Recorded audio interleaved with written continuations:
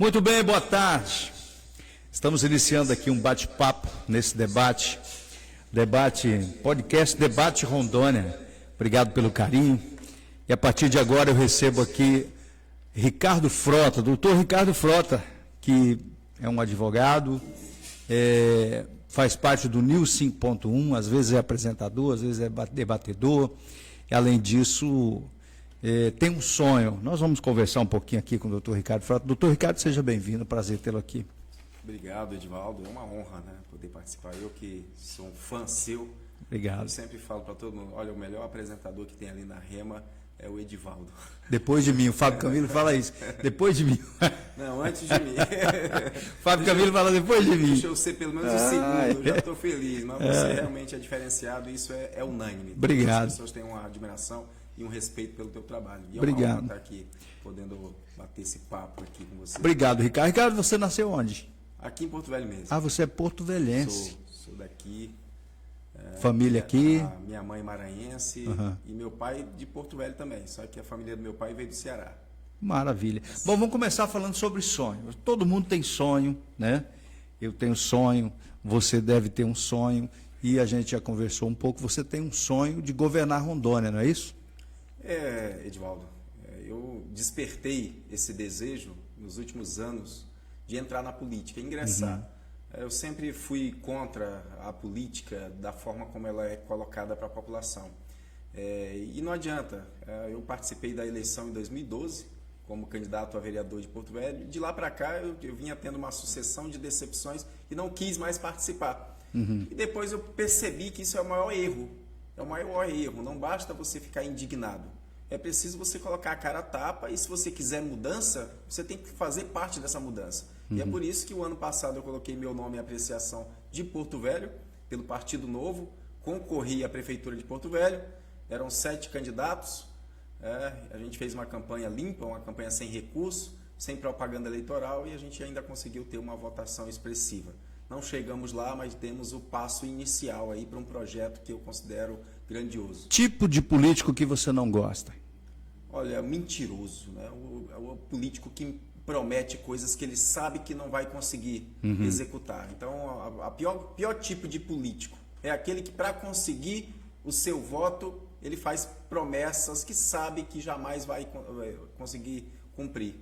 Você seria um político de que jeito? Quem é doutor Ricardo Frota? Fala um pouquinho de você. Que tipo de político você seria? O meu estilo é um estilo técnico, é um estilo que não gosta da política velha, da política sorrateira, da política suja. Tudo que eu tento mostrar para a população é que existem nomes bons. A gente não precisa mais ficar refém dos mesmos políticos. Eu vejo aí ultimamente, fulano vai voltar, fulano vai estar elegível, ciclano vai estar... Que é isso? Será que a gente não tem outros nomes? É preciso esperar um determinado político que fez coisa errada no passado voltar a ficar elegível para poder governar o estado de Rondônia? Não é isso. A população precisa entender que existe uma infinidade de nomes bons. Infelizmente, nem todo mundo gosta de participar da política. Sabe que é uma briga muito desleal, as ferramentas não são iguais e a gente acaba ficando aí em uma brutal desvantagem. Mas mesmo assim, se você dá o pontapé inicial e se você tem força de vontade, sobretudo tem coragem, eu tenho certeza que uma hora a população vai reconhecer o teu esforço, o teu empenho e vai dar a oportunidade de você aí administrar um estado ou uma cidade como Porto Velho ou outras. Doutor Ricardo, a administração atual do estado de Rondônia, governo do Marco Rocha, sua opinião? Olha, o governo do Marcos Rocha, eu vejo que ele tem boa vontade, é uma pessoa cristã, mas o que move, a mola propulsora de toda a administração pública é o seu time. Se você pegar o Messi e colocar no time aqui, de qualquer time aqui de Rondônia para jogar com outro time bom, não vai ganhar, porque não é um único jogador, é o elenco, é o time. Então não basta o Messi sozinho, ele não ganha do pior time daqui do estado de Rondônia. Por quê? Ele pode ser o melhor do mundo, mas o elenco é o que vai falar mais forte. Então a gente precisa entender que para você administrar o estado, você precisa ter responsabilidade, você tem que ter habilidade, articulação política e saber escolher as pessoas certas para poder realizar um grande trabalho à frente das pastas, né? A gente sabe que o que forma o governo são os seus secretariados. Se cada pasta tem uma pessoa competente, uma pessoa que possa desenvolver um bom trabalho e mostrar entregas para a população, aí sim o governo vai andar bem. Não adianta você ser um bom governador, ter boas ideias, ter boas intenções, se o teu time muitas vezes acaba comprometendo o teu trabalho. Então eu acho que o governador é uma pessoa boa, é uma pessoa que tem boa vontade, fez muita coisa boa, isso é inegável, né? A gente tem acompanhado o trabalho, mas peca em algumas coisas que eu vejo que é mais as suas escolhas. Muitas vezes manipulado, muitas vezes apresentado por outras pessoas e acaba não desenvolvendo um trabalho bacana. Rondônia, o que você faria em primeiro lugar se você governasse Rondônia? Olha, a primeira coisa, que é uma bandeira que eu defendo muito, é a gente enxugar a máquina. Enxugar a máquina. Não tem como.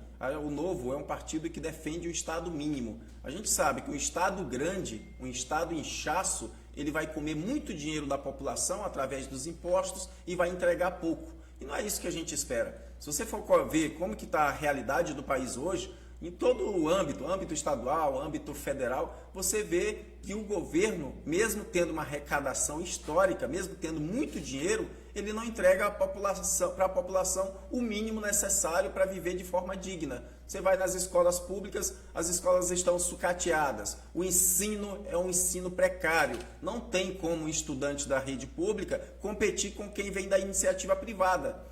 Então, o governo, a gente dá muito dinheiro para ele entregar migalhas para nós. Então, a minha bandeira é outra, é você diminuir, é você enxugar a máquina, você reduzir impostos e entregar mais para a população. Eficiência é um dos princípios fundamentais da administração pública. Se você não fizer uma administração com eficiência, você vai ser só mais um entre milhares de governantes que passaram e pouco fizeram. Ricardo, você está vendo aí que o Brasil está polarizado, o Brasil está vivendo um momento de polarização terrível, onde o ódio impera em alguns corações, a maldade impera em outros corações. Nós estamos sofrendo um tarifaço pelos Estados Unidos, o Donald Trump, e a gente percebe que não tem muita articulação ou não tem poder de articulação. Qual a sua visão sobre esse momento político que nós estamos vivendo? Olha, Edivaldo, lamentavelmente, mas é necessário. A gente vê essa polarização, mas é importante que haja uma polarização. É importante que haja uma divergência de ideias. É importante que haja essa pluralidade de pessoas se manifestando de forma diferente. A gente não pode, se você tem só um caminho a ser seguido, se não existe essa divergência, essa pluralidade de ideias, você não está caminhando aí para um país democrático. A gente tem um Estado de direito, que são as leis, mas a gente tem um Estado democrático de direito, que é o que impera o nosso país, que é a nossa democracia. Então, quando você vê atitudes que contrariam ou que pelo menos distancia da nossa democracia, entre a democracia, no extremo a gente tem a democracia e no outro a gente tem a ditadura. O Brasil ele vem se distanciando da democracia e caminhando rumo a uma ditadura. Então, admitir que o STF hoje, representante da Corte Máxima do nosso país, está fazendo é você coadunar, você ser conivente com os abusos. A gente não pode admitir. O STF, a Suprema Corte, eles estão ali para cumprir a Constituição. Declarar leis constitucionais ou inconstitucionais. Eles não podem exceder, ultrapassar os limites que a própria Constituição Federal impõe a eles. Então, tudo isso que está acontecendo, essa perseguição política com algumas pessoas, que é só um lado que eles escolheram para perseguir. Aí, nitidamente, você vê aí abusos que, como a população brasileira, o Congresso Nacional, o Senado Federal, em especial, que é quem tem o dever de agir, está inerte. Então não resta outra saída para o povo ter esperança que haja uma intervenção de outro país. Não uma intervenção no sentido da nossa soberania. Nossa soberania permanece intacta, permanece inabalada. Mas a questão é outra. A questão é que o Brasil ele é signatário de acordos internacionais. E se há uma violação de acordos internacionais, como violação grave aos direitos humanos, que é por essa razão que o Alexandre de Moraes foi sancionado pelos Estados Unidos nessa lei Magnitsky, Então realmente a esperança que a gente tem. A gente teve aí o 7 de setembro, viu aí uma bandeira gigantesca estendida no meio da população dos Estados Unidos e muita gente criticando. Deveria ser a bandeira do Brasil, mas todos ali estavam de verde e amarelo. Aquele símbolo daquela bandeira estendida é um pedido de socorro e ao mesmo tempo um pedido de agradecimento pela intervenção dos Estados Unidos aqui na nossa política. Então isso é importante, que a gente tenha alguém a socorrer. Como o Brasil reforça a ideia de que nós somos signatários de acordos internacionais, então existe essa possibilidade aí dessas sanções aplicadas aí de forma isolada e de forma direcionada para algumas pessoas que tenham abusados e ultrapassados aí os limites. O Fux, ministro Fux, ele se manifestou no seu voto dizendo que o presidente Bolsonaro, está sendo votado como presidente, mas ele não deveria ser julgado por essa corte, ele deveria ser julgado por uma instância inferior.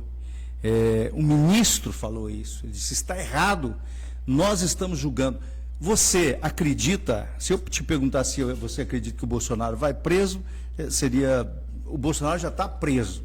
Aliás, faz muito tempo que ele está preso, ele e a família, né? Eu quero saber se você acredita que ele vai para trás das grades. É muito provável, é muito provável. O ministro Fux, ele tem sido muito técnico, ele tem respeitado muito a Constituição. E olha que a gente está falando de uma pessoa que foi indicado pela ex-presidente Dilma Rousseff. Então, a gente poderia usar o argumento de que ele tem o viés de esquerda e que ele está ali a serviço de bandeiras partidárias, que não é o caso. O Fux é o único ministro ali da Suprema Corte que ele foi juiz mesmo de fato. O juiz, passou no concurso público, é magistrado de fato. O Flávio Dino também passou no concurso, era juiz, mas ele foi muito mais político na sua vida do que magistrado. Tanto que ele deixou a magistratura para seguir carreira política, como governador, senador no estado do Maranhão. Então veja bem, as decisões que o Fux hoje se manifestou, acho que ainda não acabou o voto dele, a leitura do voto dele, mas ele tem defendido o que era para todos defenderem, a Constituição. O próprio STF mudou uma regra em 2024, muito recente, foi o ano passado, de que esse caso do Bolsonaro, até então, antes da mudança dessa regra deles, era para ser julgado por um juiz de primeiro grau, de primeira instância. Então, eles mudaram a regra só por causa do Bolsonaro para poder começar na última instância. Isso é um absurdo, porque quando a gente fala de imunidade parlamentar, quando a gente fala de foro por prerrogativa de função, a gente está falando do cargo. A gente não está falando da pessoa. Então, na medida que você deixou o cargo, você passa a ser uma pessoa comum e tem que ser julgado pelo juiz de primeira instância, como o Lula foi. Se fosse aplicado a regra que eles estão aplicando com o Bolsonaro agora, o Lula nunca deveria ter sido julgado pelo Sérgio Moro.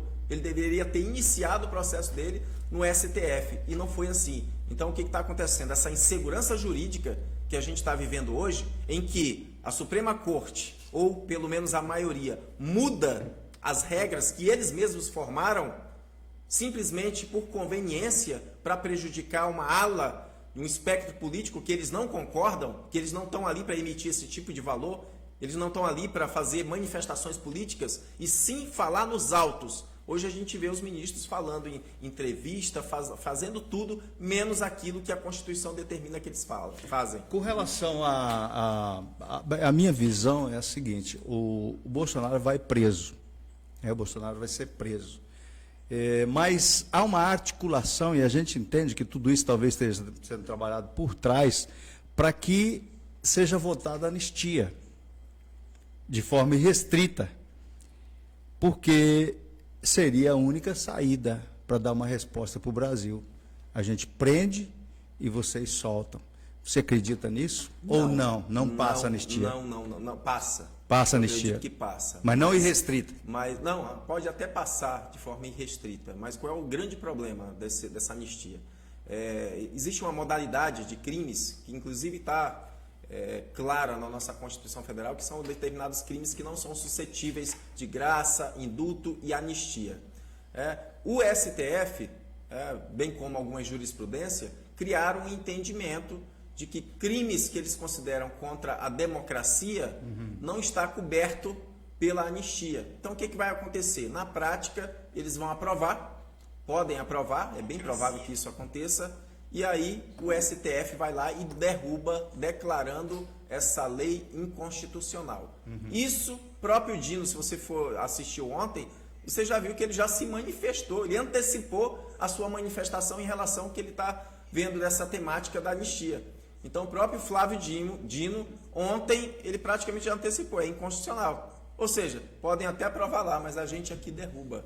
Então, eles fizeram um cerco, né, que eu sempre falo, aquele processo ali, além de não ter foro prerrogativa de função, Bolsonaro e os demais, muito menos aquelas pessoas lá do 8 de janeiro, além disso, não era, vamos superar essa fase, não era para ser começado lá na primeira turma. O processo do Bolsonaro, como qualquer outro presidente ou ex-presidente, deveria ser no plenário. Então também é uma estratégia. Aí o que muita gente tem perguntado? Fala, mas o Fux votou contra. E aí, o que vai acontecer? O próprio STF, ele fez numa normativa, uma alteração no seu regimento interno, dizendo o seguinte, que no caso de divergência, em regra, a gente teria o quê? Um recurso que seria embargos infringentes. Que aí, esses embargos infringentes levaria o caso para o plenário, que ficaria bom, porque aí poderia deixar, era só o ministro pedir vista, o outro pedir, enfim, segurava esse processo aí até o ano que vem, final do ano que vem, ou seja, após as eleições.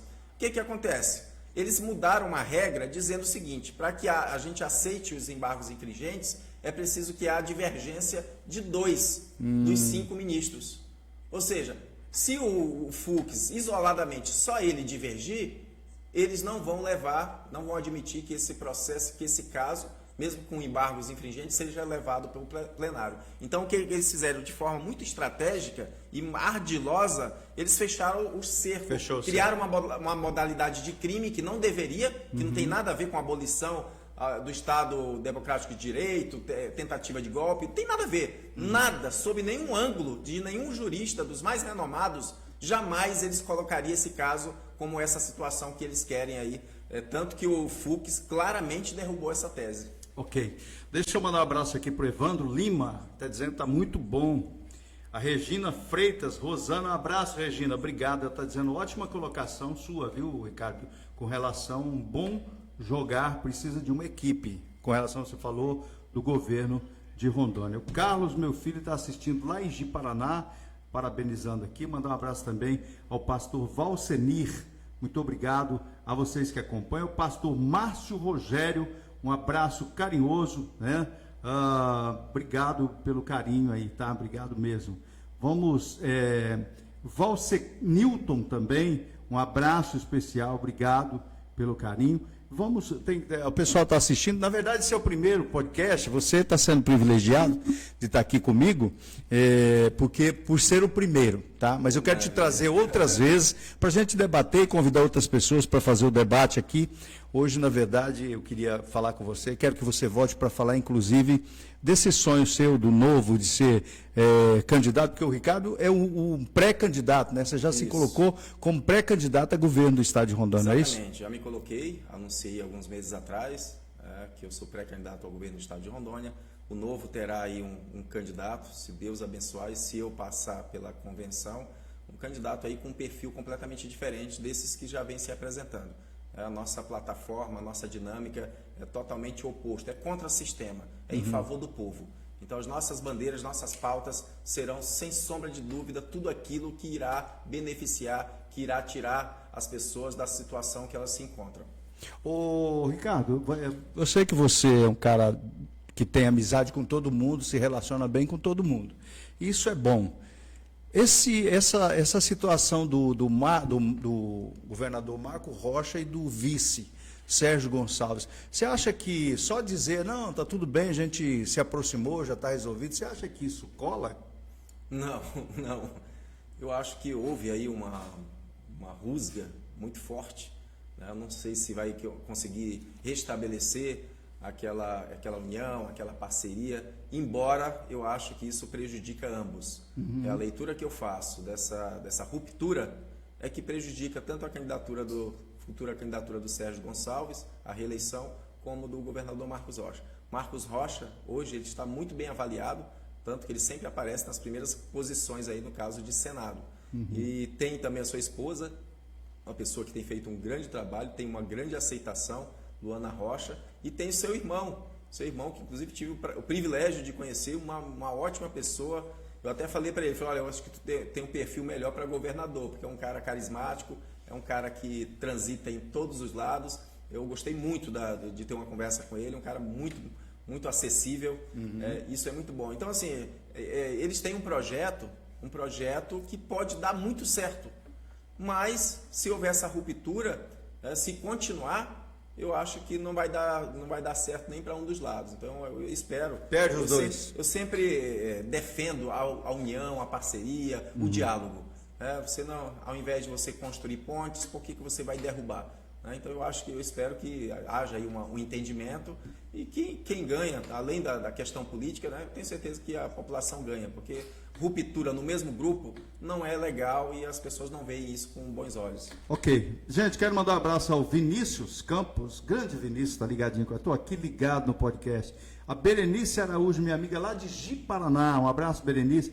O Messias Rocha, que não é o Marco Rocha, é o Messias Rocha, também é de Ji-Paraná, Messias, né, Messias? Um abração. Ele está dizendo aqui verdade com relação ao que você falou. A Berenice dando aquele boa tarde.